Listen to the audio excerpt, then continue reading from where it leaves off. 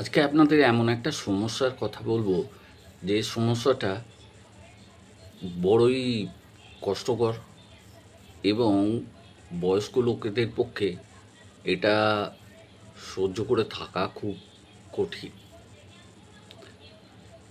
এই সমস্যাটা আর কিছুই নয়, রাত্রে বারবার উঠে টয়লেটে যাওয়া।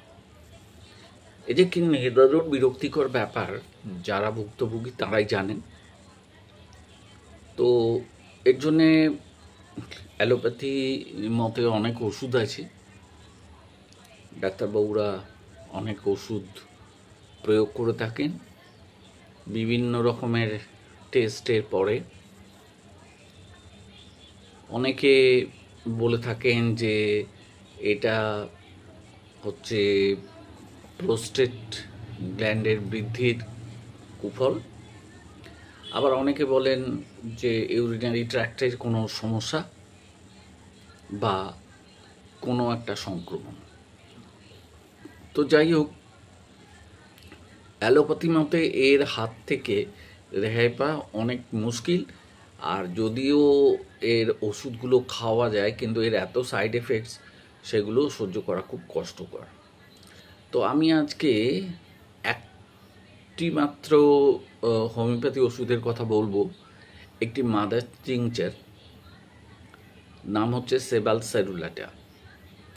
অত্যন্ত জনপ্রিয় একটি হোমিও মাদার টিংচার, এবং এটি এই রাত্রে যে ঘন ঘন টয়লেটে যেতে হয় তার নিষ্পত্তি করতে ওস্তাদ। দীর্ঘদিন ধরে হোমিওপ্যাথি চিকিৎসকরা এটা ব্যবহার করে আসছেন এবং সুফলও পেয়েছেন। তো এই যে টিংচারটা, এটা আপনাকে 3 বার খেতে হবে। 15 ফোঁটা করে 3 বার খাবেন, সকালে, দুপুরে, রাত্রে, অল্প জলের সঙ্গে মিশিয়ে।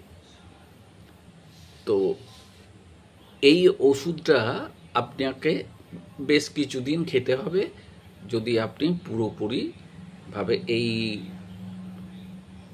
বিরক্তিজনক যে একটা রোগ সেটার হাত থেকে মুক্তি পেতে চান। আর যাদের দুপুরে খাওয়ার কোনো সুযোগ থাকবে না, তাদের জন্যে বলে রাখি যে তারা 2বার খেতে পারে। একবার সন্ধেবেলায় খেয়ে নেবেন, এই 6টা 6:30 নাগাদ, 20 ফোঁটা খাবেন।